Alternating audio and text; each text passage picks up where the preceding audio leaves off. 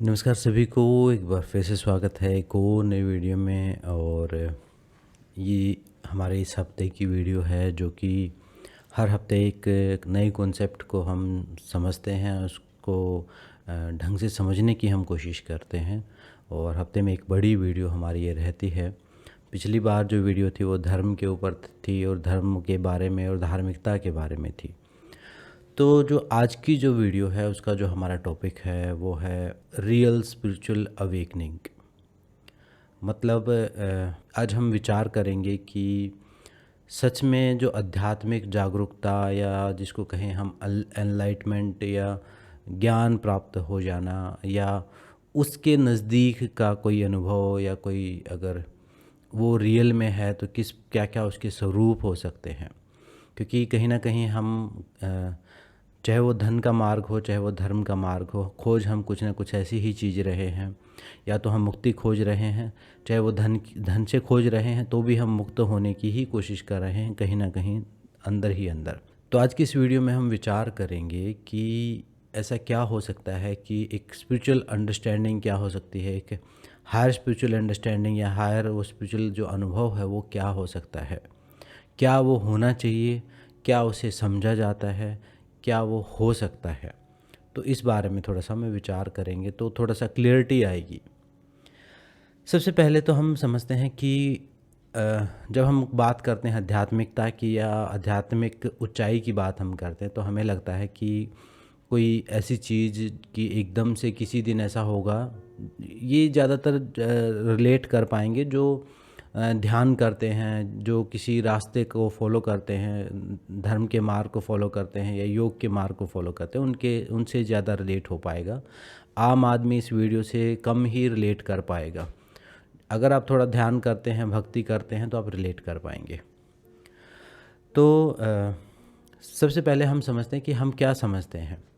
हम समझते हैं कि किसी दिन कोई ऐसा समय आएगा कि जैसा हमने कथा कहानियों में भी पढ़ लिया है कि किसी दिन हम किसी पेड़ के नीचे बैठे होंगे और एकदम से एनलाइटमेंट हो जाएगा और कोई एक बड़ी घटना घट जाएगी और बड़ी घटना घटेगी और उस दिन हमें पूरा ज्ञान प्राप्त हो जाएगा और हम भी भगवान हो जाएंगे, भगवान बुद्ध की तरह, भगवान महावीर की तरह ऐसे ही भगवान हम हो जाएंगे और उस दिन हमें पूरा ज्ञान प्राप्त हो जाएगा।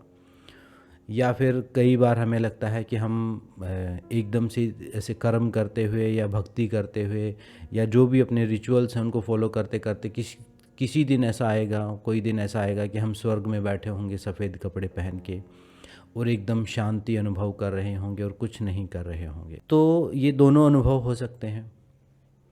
एकदम मुक्ति का अनुभव भी हो सकता है, कुछ ना करने का अनुभव भी हो सकता है किसी हायर लोक में या हायर डायमेंशन में आपको जन्म लेने की ज़रूरत ही ना पड़े, आप वहाँ पर विश्राम कर रहे हो। तो ये आपकी सारी कल्पनाएं या जो समझा है वो सब सच हो सकता है। लेकिन ये बात हम सोच रहे हैं फाइनल स्टेज, जो लास्ट अनुभव है वो मैं ऐसे नहीं कहता कि ऐसा कुछ नहीं होगा, ऐसा हो सकता है। वो जैसा भी आपने सोचा है वैसा हो सकता है। वो मुक्ति किसी भी रूप में आपने सोची हो, निर्वाण या मोक्ष किसी रूप में सोचा हो, या चाहे वो फाइनल जो अनुभव है वो किसी भी रूप में घटित हो सकता है। वो डिपेंड करता है आपकी यात्रा किस चीज़ की है, कैसी है। लेकिन यहाँ मैं बात कर रहा हूँ कुछ ज़्यादा प्रैक्टिकल अनुभव की, क्योंकि मेरा तो वो अनुभव नहीं है कि मैं कोई एनलाइटमेंट का अनुभव आपके साथ शेयर करूँ और आपको मैं उस बारे में गाइड करूँ। तो मेरा हक भी नहीं है, मैं नहीं एनलाइटमेंट मैंने उसको मैं फ़ील किया है वो चीज़ कि मैं कहूँ कि कोई ऐसी मुक्त अवस्था आ जाएगी। लेकिन एक मुक्त अवस्था है जो आ जाती है और शायद हर कोई उससे रिलेट भी कर पाएगा और कहीं ना कहीं एक मुक्ति का ही एक रूप है वो, या निर्वाण का ही एक प्रैक्टिकल रूप या एक छोटा सा रूप या एक लाइट वर्जन हम कह सकते हैं मॉडर्न लैंग्वेज में। जैसे एक निर्वाण या एक मुक्ति, एक मोक्ष, हम एक बहुत बड़ा जो फाइनल डेस्टिनेशन है हमारा, लेकिन वो बहुत दूर है, बहुत बड़ा है, इम्प्रैक्टिकल है। ना ही हमने कोई ऐसा व्यक्ति देखा है तो हमें यकीन भी नहीं है कि उसने ऐसा कुछ अनुभव किया है कि नहीं किया है। तो एकदम हमारे विचारों से बाहर है वो कि क्या हो सकता है वो। लेकिन कुछ ऐसा प्रैक्टिकल अनुभव कहीं न कहीं आप रिलेट कर सकते हैं और काफ़ी लोग उसको अनुभव कर चुके होंगे या कर रहे होंगे या कर लेंगे। मैं बात कर रहा हूँ उस हायर स्पिरिचुअल अनुभव की। वो स्पिरिचुअल अनुभव किसी कल्पना से नहीं है, वो स्पिरिचुअल अनुभव किसी चक्र से नहीं है, वो स्पिरिचुअल अनुभव किसी कुंडलिनी से नहीं है। मैंने चक्रा कुंडलिनी वाले अनुभव भी अनुभव किए हैं और जिनको आप स्पिरिचुअल अनुभव समझते हैं वो भी मैंने किए हुए हैं अच्छे से, और अच्छे खासे उन पे एक्सपेरिमेंट भी किए हैं और गलत अनुभव भी किए हैं और ठीक अनुभव भी किए हैं।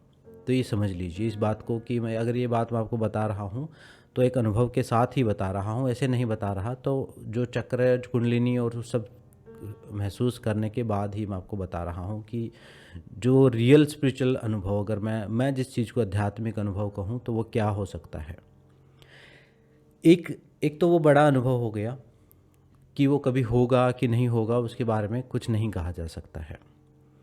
दूसरा अनुभव हो गए हमारे, ऊपर से नीचे की तरफ आ रहे हैं हम। दूसरे अनुभव हो गए हमारे कि हमें कभी कुंडलिनी जागृत हो जाएगी, कभी हम ब्लिस स्टेट में पहुंच जाएंगे, कभी कोई चक्र के रंग हमें दिखेंगे, कुछ पैटर्न्स दिखेंगे, कुछ दिखेंगे। वो भी हो सकते हैं, वो भी बिल्कुल एकदम से कुछ विजुअलाइजेशन हो जाएंगी, आपको कुछ अलग डायमेंशंस के अनुभव हो जाएंगे। वो भी बिल्कुल होते हैं, हो जाते हैं, और ध्यान करने वाले ज़्यादातर लोगों को हो जाते हैं। कि कुंडलिनी जाग जाएगी आपकी, कोई रोशनी आपको दिख जाएगी, कुछ ऐसे अनुभव, मतलब उस बड़े लेवल से थोड़ा नीचे के लेवल के जो अनुभव हैं वो भी हो जाते हैं। और वो उन लोगों को भी हो जाते हैं जो ध्यान नहीं करते या कोई गहरी कोई ऐसी मेडिसिन ले लेते हैं, कोई आयुर्वेदिक मेडिसिन ले लेते हैं, या कोई ऐसी जड़ी बूटी पर्टिकुलर टाइप की खा लेते हैं, या कोई वीड ले लेते हैं, या कोई बड़ा नशा, केमिकल का नशा ले लेते हैं, उनको भी वही सेम अनुभव हो जाते हैं।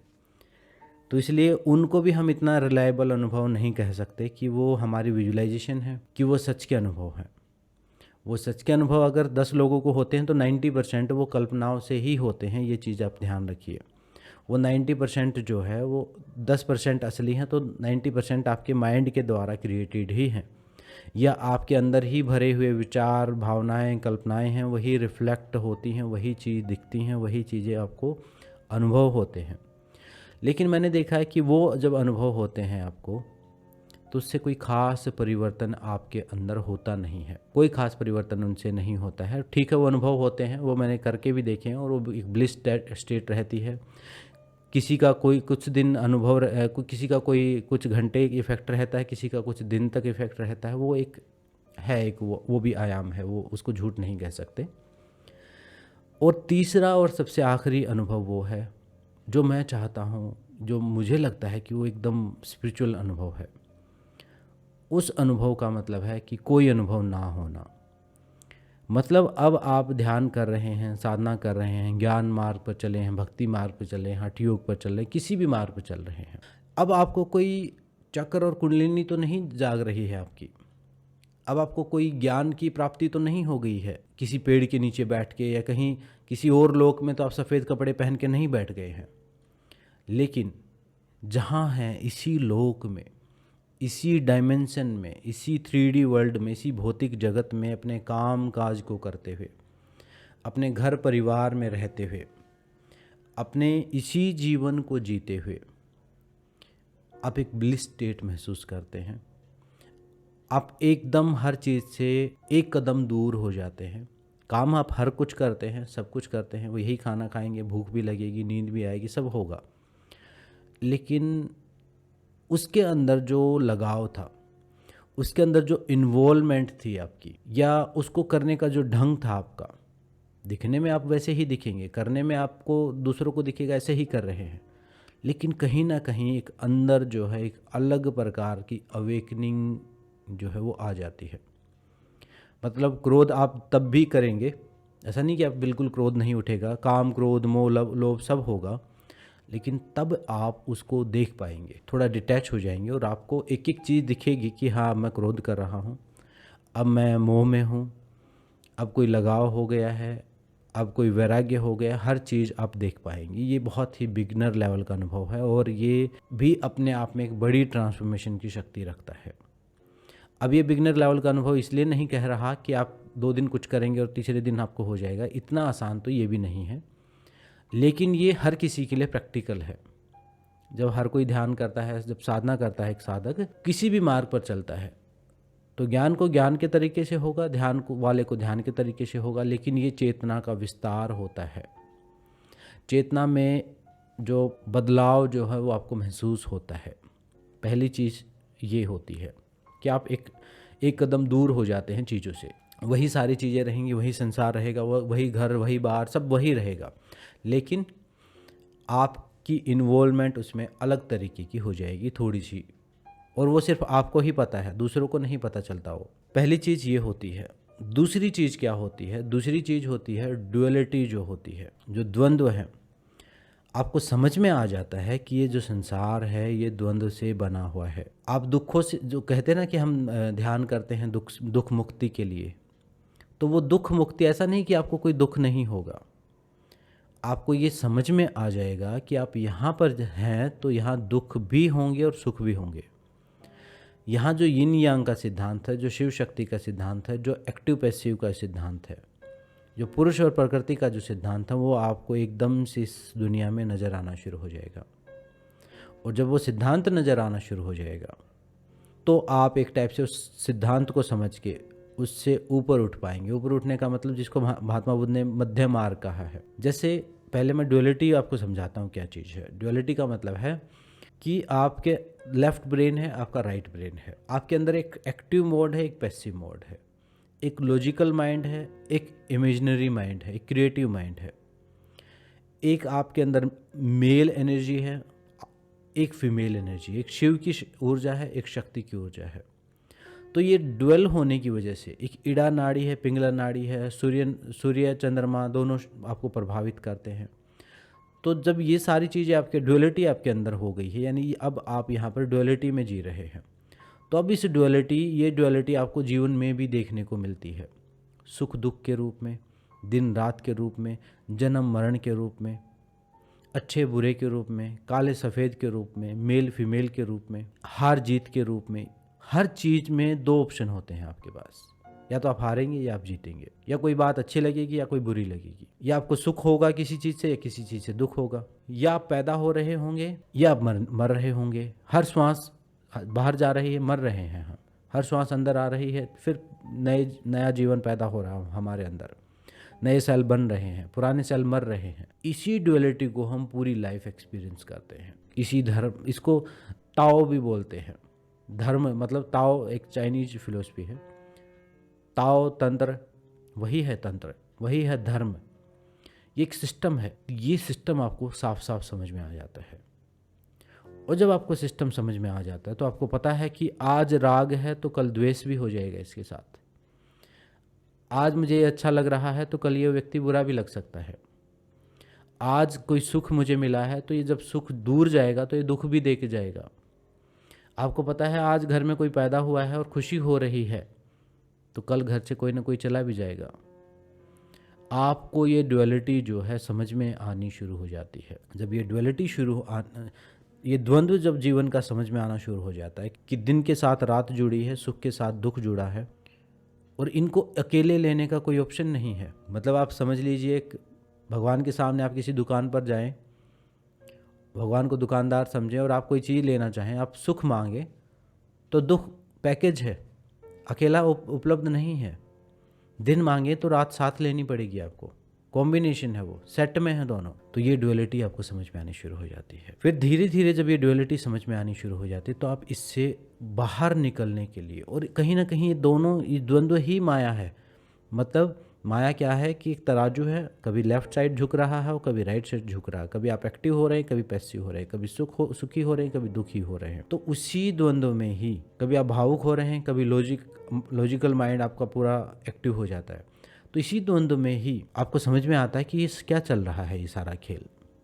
तो आप इस खेल से बाहर निकलने की कोशिश करते हैं। और इस खेल से बाहर निकलने का तरीका क्या है? इनकी जिसको भगवान श्री कृष्ण ने कहा समभाव, स्थित प्रज्ञ हो जाना। मतलब आप जो ये झूल रहे हैं ये माया है, और जब इसको झूलना बंद कर दिया, आपने एक सेंटर पॉइंट ढूंढ लिया यहाँ पर। पहले क्या है कि आप एक या तो लेफ्ट साइड रहते हैं या राइट साइड रहते हैं, या तो आप पक्ष में रहते हैं, आप विपक्ष में रहते हैं, या तो आप कोई काम करते हैं या आप कोई काम नहीं करते हैं। मतलब एक्सट्रीम पे रहते हैं, फिर धीरे धीरे आप समझ लेते हैं कि ये पॉइंट ऊपर उतार चढ़ाव ये चलते ही रहेंगे सारी उम्र, तो आप अपने आप को केंद्र पर ले आते हैं। केंद्र मतलब तराजू का केंद्र। वो एक पॉइंट ऐसा है, वो ना तो दाएं जाता है ना बाएं जाता, वो अपनी जगह पे ही रहता है। उसमें जो फ्लक्चुएशन है वो बहुत कम है, मिनिमम है, तो आप उस पॉइंट को खोज लेते हैं।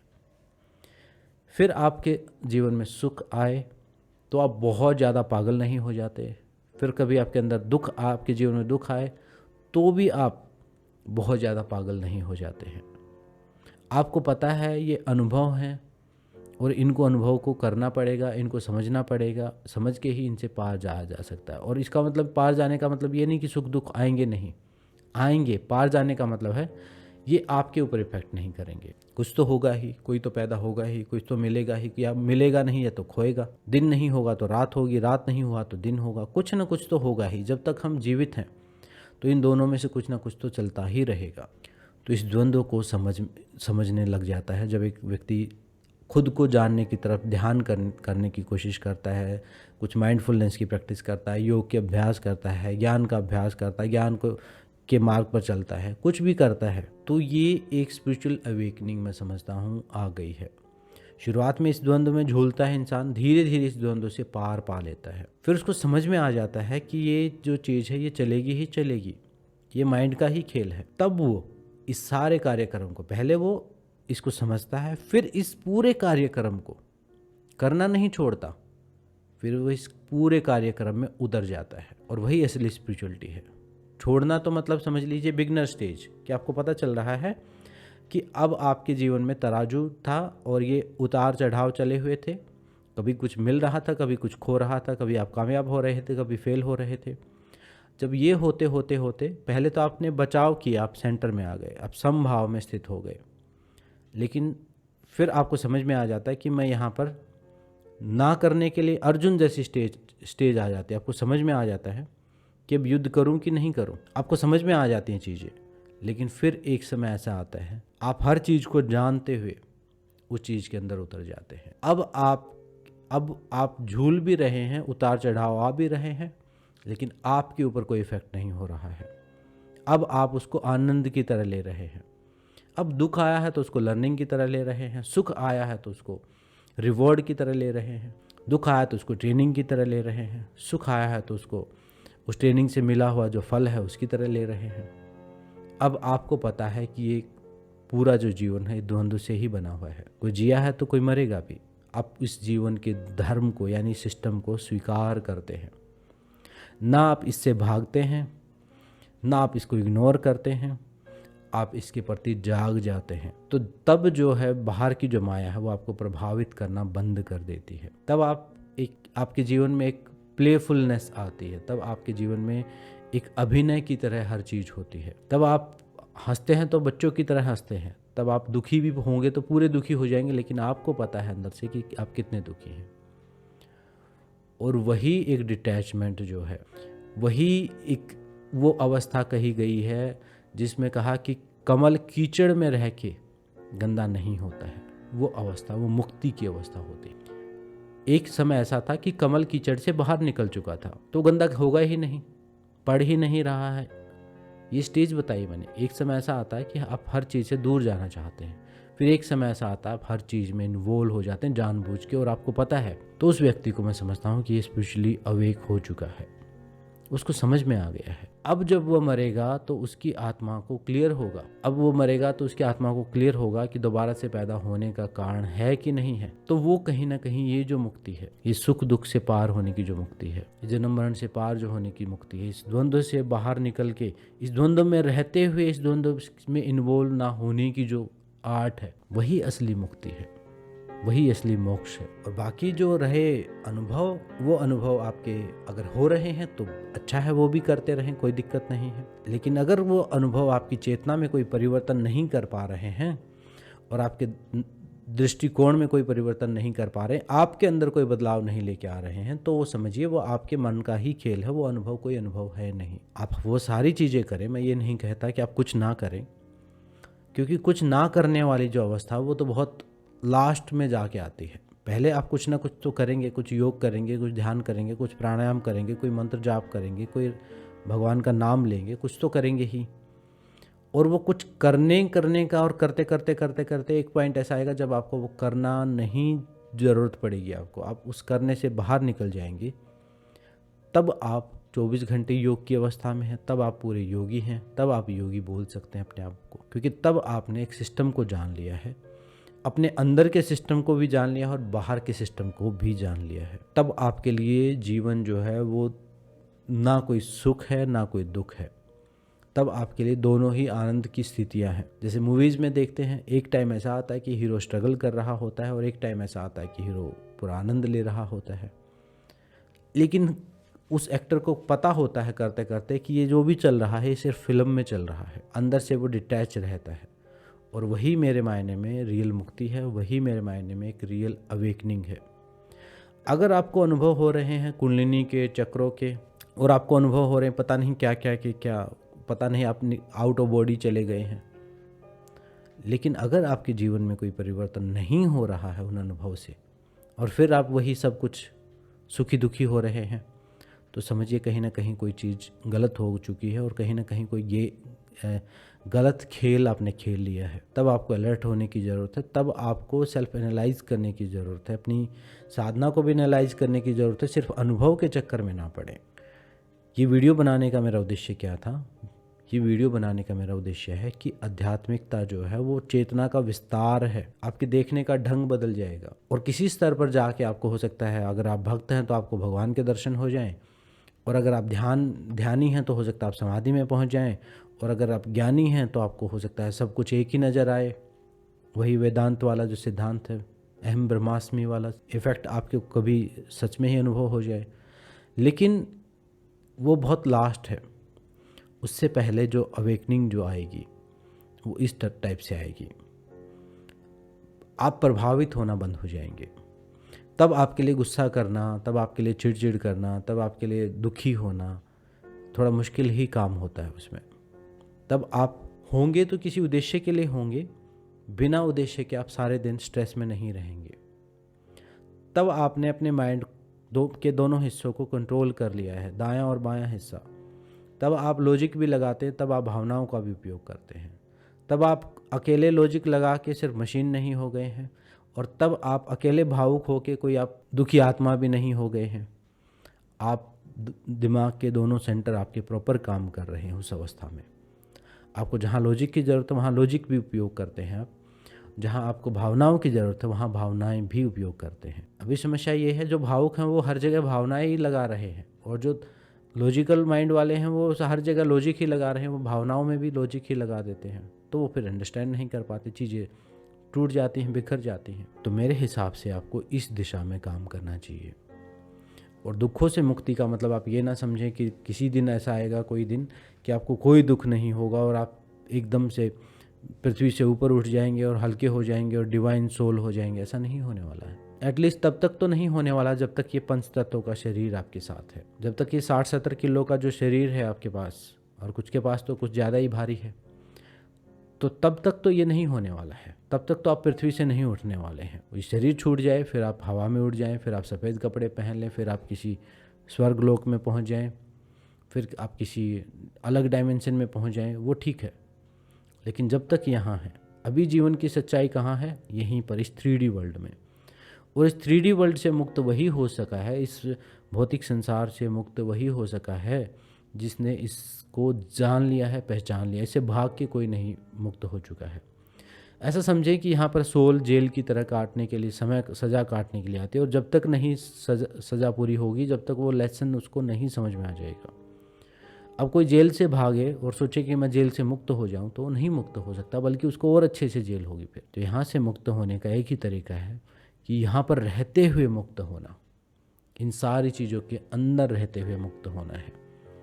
कई बार मैंने देखा है कि लोग थोड़ा सा ध्यान करना शुरू करते हैं और निकल जाते हैं पहाड़ों में, निकल जाते हैं एकांतवास में, सब कुछ छोड़ छाड़ के, और महीना 2 महीना ज़्यादा से ज़्यादा, उसके बाद फिर सब, क्योंकि वो तो इल्यूजन तो टूट गया, वो माइंड तो वो टूट गया, वो भाव तो सारा जो कोई किताब पढ़ के आया था वो तो, और फिर जीवन का सामना करना पड़ता है। फिर वो घटनाएं जो वो घर पे कर रहे थे वही वो वहाँ पहाड़ों में भी वही सब कर रहे होते हैं। फिर कहीं नशों का सहारा लेते हैं, फिर कहीं कुछ कुछ नौटंकीबाजी करनी शुरू कर देते हैं धर्म के नाम पे। तो मेरा मानना ये है कि अगर आप इस मार्ग पर हैं तो जहाँ भी हैं, जैसे भी हैं, जितनी भी डिफ़िकल्ट परिस्थितियों में हैं, कितनी भी डिफ़िकल्ट परिस्थितियों में हैं आप, वहीं पर जागने की आपको ज़रूरत है, वहीं पर आपकी अवेकनिंग होनी है। इसलिए परमात्मा ने आपको वहाँ पर छोड़ा है। अगर उससे भागने से अवेकनिंग होनी होती तो वहाँ पर आप होते ही नहीं, आप पहाड़ों में ही होते। आपकी जो डेस्टिनी है, आपके जो जीवन का उद्देश्य है, जब आप कहीं पैदा होते हैं, किसी परिस्थिति में जब आप जन्म लेते हैं, तो इसका मतलब है कि आपकी आध्यात्मिक जर्नी यहीं से शुरू होनी है और इसी से निकलनी है। भागना कोई भी समाधान नहीं है, भागना कोई समाधान नहीं है, मरना कोई समाधान नहीं है। कई लोग सुसाइड भी कर जाते हैं जब चीज़ें समझ में नहीं आती हैं। तो एक घटना मैंने सुनी, कहीं किताब में मैंने पढ़ी थी, गुरु गोरखनाथ की।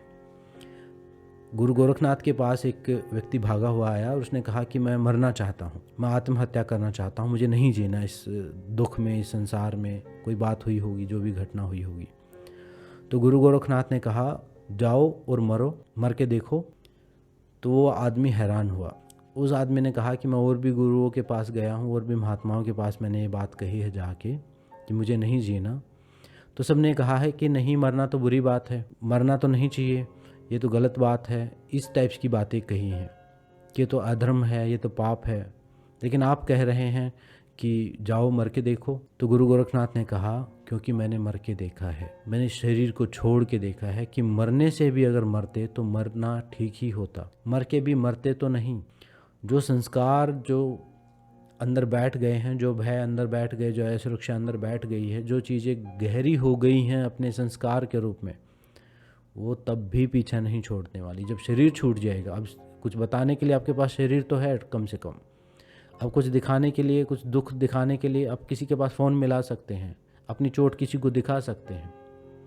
अगर ये शरीर ना हो और ये सिर्फ चोट और दर्द और ये दुख ही हो, तब आप कल्पना कीजिए कि पीड़ा का क्या स्तर होगा। तब आप खुद को अभिव्यक्त भी नहीं कर पाएंगे किसी के सामने, और पीड़ा होगी, सब कुछ एज इट इज होगा, लेकिन दिखाने के लिए कोई डिवाइस नहीं होगा। तो गुरु गोरखनाथ ने कहा कि अगर मरने से पीछा छूटता तो छूट ही जाता, फिर तो बहुत आसान था, कुछ भी हुआ और मर गए। तो इस पूरी वीडियो को बनाने का उद्देश्य ये है कि जहाँ भी हैं, जैसे भी हैं, वहीं से अपनी जो जर्नी शुरू कीजिए। वो राइट टाइम जिसकी आप तलाश में हैं, वो राइट समय, वो राइट प्लेस, कि कभी हम पहुँचेंगे पहाड़ों में, वहाँ करेंगे ध्यान, या कभी खोल लेंगे कोई बड़ा योग मेडिटेशन आश्रम और वहाँ पर करेंगे सब कुछ। इसी जंगल में रहते हुए, इसी कीचड़ में रहते हुए ही करना है सब कुछ। 2 मिनट, 5 मिनट, 10 मिनट, जो भी आपको लिए कन्वीनियंट लगे, आपके लिए प्राणायाम ठीक लगे, योगासन लगे, जो भी लगे, खुद से खुद की तरफ बढ़ने की यात्रा को शुरू कीजिए। तभी इन दुखों से मुक्ति हो पाएगी। और दुखों से मुक्ति का मतलब वही बात है, दुखों से मुक्ति का मतलब, दुखों से मुक्ति मत समझना, दुखों से मुक्ति का मतलब है कि जो दुखी होता है वो चेंज हो जाएगा। तो दुख तो आएंगे, वो प्रभाव नहीं करेंगे कोई भी, उनको देखने का नज़रिया चेंज हो जाएगा। जिनको आज दुख कह रहे हैं वो फिर शिक्षा होंगी, फिर वो मुक्ति का कारण बनेंगे, वो बंधन का कारण नहीं बनेंगे। और यही रियल मायने में स्पिरिचुअल अवेकनिंग है।